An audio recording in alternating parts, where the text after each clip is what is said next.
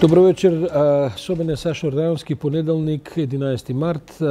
Имаме последниот дебатен термин, а вечерва го поканив министерот Едман Адеми, кој што е министер без портфолио во владата, но е задолжен за диаспората.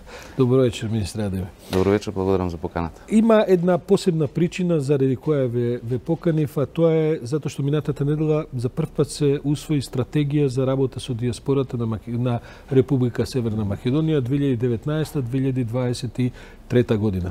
4 годишна стратегија, документ на кој подолго време работевте. Таа има негде ка 70 на страни, развиена е во 4 столба. Кажете нешто повеќе. Како ја правевте и што е самата содржина на стратегијата? Значи, ова е прв еден ваков документ стратешки која една влада на Република Северна Македонија или Република Македонија од независноста па до денес донела како документ стратешки по однос на односот помеѓу институциите на системот, на државата и диаспората. Процесот траеше малку подолго, меѓутоа со оглед на тоа што јас сум после долго години, можеби прв пат министер заложен за диаспора. Во минатото ние и сме немале во владите, да речеме, министер кој би се бавел со ова проблематика. Реално, практично немаше ништо. Почнавме од нула да го градиме тој однос. Во стратегијата, како што рековте, беа вклучени голем број на институции и органи на државата од Министерство за надворешни, внатрешни, култура, образование, финансии, економија и така натаму. Беа вклучени експерти од Меѓународната организација за миграции, ИОМ, кои имаат доста големо искуство во тој дел. Беше ли вклучена диаспората? Апсолутно. Тоа организација од диаспората и индивидуалци од диаспората беа вклучени во таа работна група и еден голем дел од, да речеме, нивните размислувања, предлози и прашања што беа вградени во неа. Она што мене ми остави впечаток е што можеби за прв пат диаспората од страна на државата не се третира како партиска машинерија. Туку гледам дека се прави еден државен пристап кон диаспората. Стратегијата има и акциски план, и тој акциски план е прилично детална разработка на се она што треба да следува. Ќе остане ли ова стратегија што нам често ни се случувало мртво слово на хартија, како што велат. Или на вистина, бидејќи јас знам дека ви имате релативно скромен кабинет, 4-5 асистенти имате, на релативно мало министерство. Имате ли сила да на вистина сега тој акциски план го претворите во една акција на теренот? Така, значи, како за прв пат ја градиме тој линк држава-диаспора.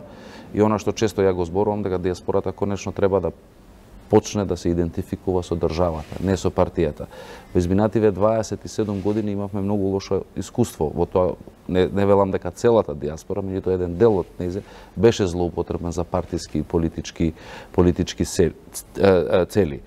Ние сакаме поинаков пристап и тоа го преку акцијскиот план ќе го докажеме. Мојата позиција е која има доста активности и се разбира секој од институциите, односно министерствата кои имаат надлежности во прашања од диаспората, не знам, во образованието околу испраќањето на наставници по мајчин јазик, македонски, албански или во зависност од потреба, или во Министерство за култура, или сите тие на некој начин мојот кабинет и јас како министер би ги искоординирале реализацијата на тие активности. Стратегијата има 4 столба. Така. Едниот е економската соработка, инвестициите и така натаму. Многу занимљиво. Вториот е образованието и потребите образовни. Третиот столб е културна соработка, а четвртиот столб, можеби првиот столб, е политичката, да кажем, политичката и конзуларно-административната. Практично стратегијата е поделена во 4 клучни столба согласно потребите и разговорите што во минатото сме ги имали и со индивидуалци и со диаспората, меѓутоа и од искуството, да речеме, на овде институциите кога се соочувале со нашите сограѓани надвор. Имате ли бројка со која располагате за диаспората? За жал нема конкретна бројка, бидејќи, како што знаете, вие 2011 и пописот како таков пропадна. Ја верувам дека пописот до година 2020-та, можеби не 100%, меѓутоа во голем дел 90% ќе ни даде поприлично слика колку наши сограѓани, односно содржавјани, а живеат и работат надвор. Оперираме негде со половина милион? Околу 500.000, да, 500-600, согласно статистиките на Светската банка, што ги имаме и согласно статистиките на земјите членки на ЕУ, кои ги регистрираат тие што доаѓаат тамо и податоците од тамо ги влечеме, и тоа е некоја проценка груба. Може ли да се каже дека главниот проблем на диаспората се сепак конзуларните работи? Спороста со која што државата излегува во пресрет на нивните барања, пред се документи, не само пасоши, туку и така натаму. Што предвидува стратегијата за тоа? Првиот столб во стратегијата, меѓу другото, го предвидуваме и создавање на поефикасен систем на издавање на документи, било пасоши, било нешто друго. Што значи тоа? Тоа значи во делот инсталација на истата опрема, да речеме, што е во МВР, во било каде, во било која полициска станица, кога идете да ваѓате документ, истото да се инсталира во амбасадите и конзулатите нашите, постоечките, се со цел нашиот сограѓани, содржави кои има потреба од документ, не мора да ја чека мобилната екипа која обично сега така иде, мобилна екипа иде на 3-4 месеци, врти круг и периодот е прилично долг. Истите податоци, безбедносно, онака како што треба, криптирани така натаму, идат во МВР, се обработува пасошот согласно податоците што се направени и повторно се враќа назад. Реално е тоа да го очекуваме дека може да се направи во наредно, бидејќи се средства во прашање, има една административна спорост. Како влада имаме заклучок. МВР е прилично конзервативно кога се тие прашања. Значи, како влада имаме заклучок, е формирана меѓуресорска група, Министерство за надворешни работи, Министерство за внатрешни работи и мојот кабинет, и работиме на тоа, се разбира, средства ке обезбедиме како за буџетот 2020, тоа е согласно акцијскиот план, за да можеме да ги инсталираме сите овие. Има согласно со Министерство за финансии за тоа? Се работи за значителни средства или? Види, се работи за компјутери и она опрема која треба да се инсталира практично во предполагам во главните конзулати ни светот. Во амбасадите. Па сега веројатно во почеток ќе се фокусираме во оние држави каде што концентрацијата на диаспората е најголема, пошто како држава имаме информација и податоци колку реално има потреба од... Каква ви е соработката со МНР? Ве прашувам и од еден друг аспект. Например, знам, случајно и вие, предпоставам истото тоа го знаете, во Малта, да речеме, македонската диаспора експлодираше во последниве 5-6 години. Веројатно илјадници луѓе има веќе кои што се таму живеат државјани на Македонија. Ние немаме амбасада таму, немаме ни представништво. Имате ли вие моќ да влијаете, например, за тој тип на ситуација? Апсолутно, и тоа е веќе готова работа, можам да кажам, бидејќи од страна иницијативата што ја почнавме минатата година околу отварање на конзуларно оделение, бидејќи Малта се покрива од амбасадата во Рим, меѓутоа баш поради тие причини каде што имаме број на наши граѓани таму кои што живеат, од страна на малтешката влада добивме согласност за отварање на конзуларно оделение и сега се разбира наша е. Бевте во посета на Малта? Да, бев уште во февруари минатата година. Колку имаме ние таму? Па проценките велат дека измеѓу 5 до 7.000 редовно, а може преку лето кога и сезона тоа иде и таа бројка иде и погоре. Јас познавам неколкумина кои што се одселија за Малта и знам дека тоа представува проблем, тоа се сепак илјадници луѓе кои што треба. Практично да, и токму поради тоа ние ја покренав тогаш иницијатива, во владата тоа помина како таква. Министерството за надворешни работи на Малта ни даде согласност за отварање на конзуларно оделение и сега се прават подготовките технички, персонални, просторно, она што треба да се направи за да се отвори конзулатот таму. Во Македонија кога се говори за диаспората, обично се мисли, сега тука ќе дојдат и инвестираат и така натаму, бидејќи имаат пари и никако тоа да се случи. Има ли некаков нов пристап во Столбов кај што разработувате економија во таа смисла? Има ли некаква надежда дека тоа повеќе ќе се активира од страна на диаспората? Апсолутно, значи и без да се донесе стратегијата, во мај минатата година владата донесе нов закон за поддршка на инвестициите, каде што, ако се сеќавате порано, странските инвеститори добиваа све, домашните ништо во смисла на поддршка.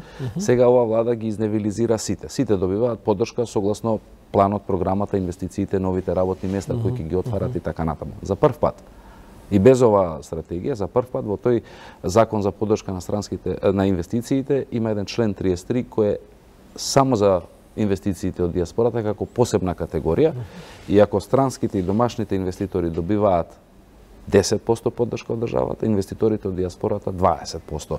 Се со цел за да ги поттикнеме и да ги мотивираме да доаѓаат, да инвестираат тука во родните места. Има ли интерес за тоа реално да прашувам? Бидејќи шетате и во контексте? Има, веќе има неколку иницијативи, неколку идеи околу инвестиции во Кичево, во Струшкиот дел. Немам информација во овие слободните економски зони дали има некоја така, меѓутоа и во средбите што ги имам надвори со бизнисмени, има интерес за тоа и се разбира идејата е токму таа и на таа стратегија да ја создаде таа прво меѓусебна доверба која беше за жал раскината во минатото, се со цел за да покажеме дека оваа влада и државата како таква нив нема да ги третира никако поинаку, односно како рамноправни државјани на Република Северна. Морам отворено да ве прашам, колку е исполитизирана диаспората наша? Исполитизирана... Бидејќи досега сме навикнале, барем изминатите 10 години претходната влада, навистина направи голем напор да активира една партиска платформа и во диаспората. Знаете кои ќе дојда изборите, тоа беше се праќа амбасадори да собираат гласачи, да прават списоци и така натаму и така натаму. Има ли ефект тоа денеска? Има некаква политизација која... Значи сега нема и тоа значи тоа е факт дека во минатото еден дел од диаспората, не велам за цела, беше искористена и злоупотребена за партиско-политички цели, пред се за избори. И тоа го гледавте обично кога ќе доаѓаат изборите, колку се пријавуваа. Можеби голем дел од нив и не ни знаеа дека биле пријавени, затоа што нели тоа го правеа некои други место нив. Сега мислам дека се околу 1000 луѓе пријавени. Околу 1000, така да со тоа, за председателски 1000, што на некој начин и на пресконференцијата која промовиравме ме прашаа многу мале бројот. Факт е дека ние, ниту јас, ниту ова влада има намера, реков дека да ги тера нашите амбасадори да ги влече за уши, каде и да се, за да ги регистрираат и да ги попишуваат тие луѓе. Правото на глас како државјани на Република Северна Македонија им е дадено. Дали тоа ќе го искористат или не, тоа е апсолутно нивно право и по тоа докажуваме дека нема никаква политизација во тој дел и сакаме навистина да издржа она што стварно на почеток и ќе го повторам повторно, конечно диаспората да се идентификува со државата, затоа што тоа е она што е важно и битно во приказна. Поделена ли ни е диаспората? Кога одите меѓу етнички македонци и етнички албанци, има ли македонски и албанска диаспора? Како ви се чини тоа? Знам дека често патувате, затоа ве прашувам во контекст. Значи, знам дека во минатото поделбите внатре етнички во државата, во диаспората рефлектираа уште повеќе. Дополнително со оние партиски подбуцнувања дополнителни, тоа дополнително ја комплицира работата. Морам да кажам дека за овие, скоро 2 години од кога сум на оваа позиција, имав прилика за прв пат после година и пол работа во Словенија минатиот пат во септември и сега пред месец дена во скандинавските земји Норвешка, Данска и Шведска, каде што на исто место беа седна на иста маса и македонци, и албанци, и турци, и власи. Мислам дека имаше дел бошњаци кои се по потекло од Македонија, што за прв пат, и јас сум навистина горд на тоа, затоа што тие луѓе навистина таму што се соочуваат реално со истите проблеми, независно дали е македонец или албанец. И токму оваа стратегија има за цел, без разлика не ги дели на вакви или онакви, туку има за цел да ги решава проблемите, односно да понуди решенија за прашања кои се битни за сите. И македонецот и албанецот имаат проблем дека пасошот им трае 4 месеци им или не знам, било која друга или немаат доволно недостаток на наставници по македонски јазик или по албански јазик за да децата оние што се родени тамо за да си го задржат линкот со мајчиниот јазик и со државата од која културата, традицијата, така да оваа стратегија токму е во тој правец. Така реално така помагате во заштита и промоција на идентитетот и културата. Има ли оваа држава некаков регистар на нашата диаспора? Ние често пати разговараме, сега веќе имаме па веројатно и 4-та генерација иселеници. Тоа се главно луѓе кои што се веќе потполно интегрирани во тие општества, но некои од нив сакаат да ги одржуваат врските со татковината на нивните родители, претпоставувам, можеби и дедовци, и баби и така натаму. Имаме ли ние некаков регистар во кој што барем од прилика знаеме кои луѓе каде ни се, бидејќи често пати знаеме да се изненадиме кога во некоја врвна институција во светот ќе видиме и некој македонец со македонско потекло дека работи. Водиме ли таков некаков регистар? До сега не се водило такво. Согласно стратегијата и акцијскиот план, тој е планиран како регистар и кој ќе биде во рамките на истражувачки центар за дијаспора, кој сакаме кој сакаме да го формираме во рамките на еден од државните универзитети, во зависност со кого ќе се договориме.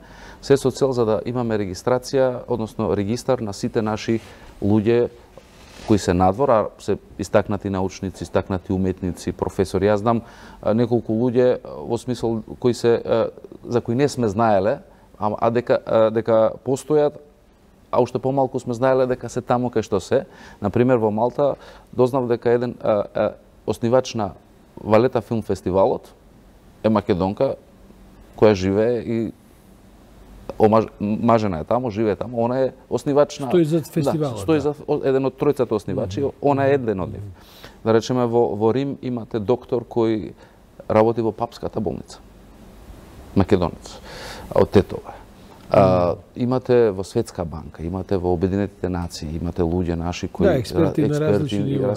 И тие луѓе не се идентификуваат можеби со ниедна од здруженијата, организациите во дијаспората, меѓутоа се таму и ние како држава и како влада сметаме дека е битно да тие луѓе да ги знаеме кои се и верувам дека во одреден момент кога државата ќе има потреба по одредена област, поддршка, помош, совет, што и да е, мислам дека доколку и тие се спремни да помогнат, да им се обратиме на тие луѓе за да може да се вклучат во тие процеси. Често мене ми велат ќе ја вратите ли дијаспората? Не е денеска 21 век поентата да ја вратите тука да живее.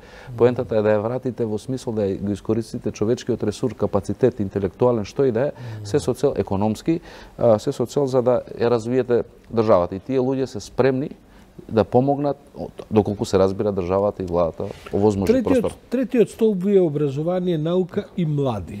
Така е крстен. Што значи тоа? Што можеме ние, каква образовна соработка, научна соработка? Тоа се само овие, да кажем, лекторати кај што би испраќале албански, македонски јазик професори? А не се само лекторатите. Или има реална некаква друга основа за, например, научно-образовна соработка? Така, не само лекторатите. Во тој дел се и наставниците, реков, по мајчин јазик, било македонски, било албански или некој друг. Тука е истражувачкиот центар за дијаспора. Тука се можности, имаме ние многу наши луѓе кои се професори на различни универзитети надвор, Кембридж, Оксфорд, можеби и некои од другите што не ги знаеме, се со цел за да направиме и размена, можеби на професори, соработка на универзитети, меѓусебни размена на студенти и искуства, така да има доста простор за делување. Велам, затоа реков, стратегијата е хоризонтална и како таква вклучува многу. Звучи како прилично амбициозно се тоа. Вашата влада ја разбира ли важноста на ова? Ајде да не кажем заев, ама мислам очигледно дека за ова ќе треба да застане, бидејќи пак ќе кажем, зад вас околу вас стојат 3-4 советници. За ова очигледно мора да стои еден владин капацитет. Стратегијава имаат прочитано вашите колеги министри? Апсолутно, затоа што владата стои заради тоа, не само владата, туку и премиерот и самиот факт дека за прв пат една влада за овие 27 години независна држава именува министер задолжен за дијаспора, ја сваќа важноста, не партиско-политичката, туку онаа другата, која е битна за да се поврземе со дијаспората и да изградиме мостови на соработка од една страна, од друга страна колегите министри кои на некој начин нивните кабинети советници учествуваа како дел од работната група во тоа, се вклучени во целиот процес и секој од нив ќе има во периодот што следува обврски согласно стратегијата во делот на надлежностите што ги има, не знам, ако е министерот за образование во делот на образование, ако е за култура. Те прашам реално, кои се ризиците ништо од ова да не излезе? Каде работите ли на препознавање на тие ризици? Кои се ограничувачките елементи да ајде да не кажем ништо, но сепак оваа амбициозна стратегија на крај да не се оствари? Не верувам дека, ја не велам дека можеби 100% ќе се реализира како таква, меѓутоа верувам дека еден голем дел се реалистични, пошто не збориме тука сега, не знам, за Space Shuttle, нешто Марс, планети, научна фантастика, збориме за многу реални и конкретни проблеми кои реално и без стратегијата сега и ги решаваме. конзулатот во Малта, идејата за отварање ја имаше и без стратегијата. Законот за поддршка за странски инвестиции, односно инвестиции во делот на диаспората, ја имаше и без тоа. Без стратегијата. Отварање на канцелари за соработка со диаспората по општините, кој заеднички проект сега ќе продолжи со ИОМ, со поддршка, ја имавме и без стратегијата. Сакам да кажам дека тоа се реални проблеми кои верувам дека ќе ги реализираме. Се разбира, согласно стратегијата е планирано 2021 да се направи една ревизија, во смисол да видиме каде очекувањата сме ги поставиле превисоко, па можеби сме да ги спуштиме за да не или каде можеби некаде сме пониско за да ги покачиме. И таа ревизија ќе ни покаже кај сме, што сме, каде грешиме, можеби каде. Да ве вратам на политички терен, колку ни е исполитизирана диаспората? Диаспората има ли аполитичен дел? Веројатно има голем дел кој што е аполитичен. Видете, има еден дел кој е политизиран и тој дел го гледаме и го слушаме. И го слушавме изминатиот период. Меѓутоа, многу е погрешно да речеме и во кај нас генерално кога ќе речат диаспората е политизирана цела. Не можеме да го генерализираме. Има еден дел кој е политизиран и тој дел го гледаме. Можеби тие се погласни, ама овој другиот е многу поголем од нив, ама е помалку гласен можеби во тие процеси. Колку друштва функционираат низ светов кои што се врзани за Македонија, значи албанско, македонски, турски, не знам. Според пошто ние стратегијата кога во фаза на пишување на стратегијата ја праќавме по мејл, пошто не можевме реално со сите да искомуницираме. Преку 700 мејлови праќавме на организации, здруженија, асоциации. 700, каде што им ја праќавме стратегијата. Од таму мислам дека добивме одговор од 70 со забелешки, критики. А тоа дури не е ни лошо, јас би очекувал 10 одговор. Да. Предпоставам дека тие 700 и 300 и не постојат веројатно во меѓувреме. Значи, тоа со Агенцијата за иселеништво која постои од почеток практично, ги има податоците согласно контактите што ги има, околу 700 мејлови беа пратени. Министре, сега сакам малку да ве преселам на овој домашен политички терен, бидејќи вие сте сепак и член на највисокото раководство на СДСМ. Што се случува во партијата пред избориве? Се спремате ли за избори? Излегува кандидатите? Каква ви е атмосферата? Сите тврдат нашите кандидати ќе победат. Јас знам дека нашите ќе победи. Да, и вие знаете дека вашиот ќе победи. Видете, значи апсолутно мислам дека прво го избравте кандидатот без ни еден глас против или воздржан. Не би се рекло дека тоа баш во најдобрите демократски традиции. Ако ништо друго во ВМРО барем имаше, ако не се лажам, 400 и нешто наспроти 80 таму. Добро, сега ако го гледате во ВМРО, тоа не може никој да ме убеди дека еден Владко Ѓорчев кој е од дете што се вика во ВМРО да изгуби од Гордана Силјановска која меѓутоа окей, нивна работа внатрешна е тоа, како и да е. Мислам дека Стево Пендаровски, кандидатот наш за председател на државата, е кандидат кој е познат во јавноста, ги имаме ставовите, позициите околу перспективите на Македонија, било во делот на НАТО, било во делот на ЕУ и прогресот што се случува. Значи, ќе имаме кандидатот е на некој начин поддржан од, не на некој начин, туку 31 партија го поддржи, што е уште побитно од тоа е дека е поддржан од различни етнички заедници, и македонци, и албанци, и турци. Добро, за прв пат добиваме некаков заеднички, ако не консенсуален, барем заеднички кандидат. Се плашите за цензусот? Па не би рекол дека се разбира, тоа е критичен како таков, меѓутоа мислам дека ако во една ситуација каде што ако споредувате со референдумот на пример, каде што имавте 36% со бојкот на ВМРО, во оваа ситуација мислам дека ќе го постигнеме. Сега се извинувам што ќе ве сместам етнички, но вие сте пак сте албанец и сте член на СДСМ. Добивме и албански кандидат, да кажем, експлицитно од албанските партии поддржани така.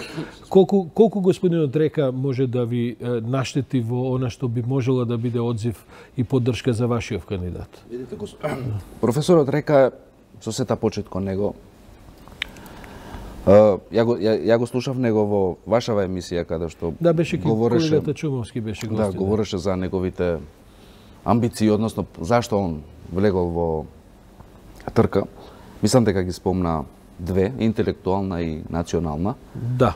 Интелектуална во смисол дека еве интелектуалците да се вклучат конечно во политиката, не само на Facebook со Facebook статуси.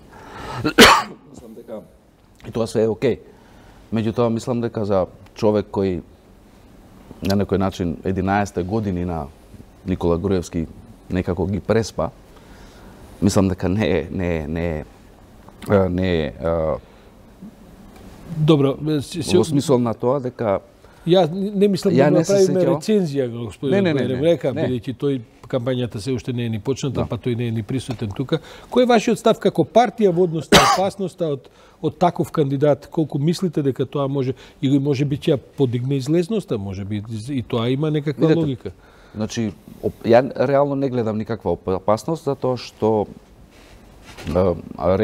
професорот Река на некој начин представува една, иако беше амбасадор на ДУИ, сега е со некоја друга, поинаква политичка структура, би рекол малку поише националистичка од другата страна. И верувам дека тие гласови што он ќе ги добие во било која варијанта националистички или така да кажам, ја немаат ќе нема да може да влијаат, да речеме, драстично во односот помеѓу нас и ВМРО ДПМН, во смисол да ни одземе гласови. Меѓутоа, од друга страна, како и да е, ќе видиме вториот круг на 5 мај. Да ве прашам конечно за крај, имате ли многу реакции од диаспората заради промената на името? Заради додавката Северна, реагираат ли, кај вас се јавуваат или можеби не сте вие адресата на која реагираат? Па не, мој впечаток е и посетиве сега и после промената дека нема толкава реакција како што можеби некој очекува, како што гледате нема ни протести од диаспората по тоа прашање, така да мислам дека полека тие што не се сложуваат со тоа ќе продолжат да не се сложуваат до крај. И тоа нема ништо да се промени, меѓутоа голем дел од нив разбираат, бидејќи живеат во европски, демократски, развиени земји и разбираат што значи Македонија да биде дел од истите тие што се во Европа. Овие други што се прекоокеански исто така. Па добро, овие во Америка знаат што значи да се биде, или Канада што знаат што значи да се биде членка на НАТО, например. Министре Адеми, јас ви благодарам за вечерашниот разговор. Ќе се видиме после известно време да видиме како оди ова акцијскиот план. Со задоволство. Бидејќи навистина ќе биде тоа некаков новитет. Искрен да бидам јас, ние сме виделе секакви стратегии исполнети, неисполнети, но оваа може навистина да биде многу занимлива, бидејќи навистина никој не се занимавал со диаспората од Македонија на начин на кој што можеби на држава и прилега. Знаете како, значи јас исто така се надевам дека ќе имам прилика повторно после некое време да збориме за конкретни резултати и би сакал во оваа прилика тоа што не го кажав на почетокот да ви се заблагодарам за можноста да збориме за една не така атрактивна, да речеме, тема, како што се можеби некои другите, меѓутоа многу важна и многу битна, верувам. Ви благодарам уште еднаш, а вас, почитувани гледачи, ве поканувам да останете со нас, бидејќи следува завршното вечерно информативно издание Вестите на 1 ТВ. Утре со вас ќе биде почитуваниот колега Александар Чомовски, него никако немојте да го пропуштите, а јас во среда повторно ќе бидам со вас, бидејќи во мојата емисија Печат на неделата ќе имаме госпоѓа Катица Јанева да видиме што таму тоа се случува со СЈО и на кој начин сега ќе се обидеме да спасуваме нешто од правната држава што може да се спаси наспроти сите овие тенденции на кои сме сведоци деновиве, пак изгледа влегуваме во некакви пазарења кои што веројатно нема да донесат ништо добро, предпоставувам, по правната држава. Јас сум Сашо Ордајовски, останете со 1 ТВ. Ова е завршницата на понеделник 11 март. Благодарам.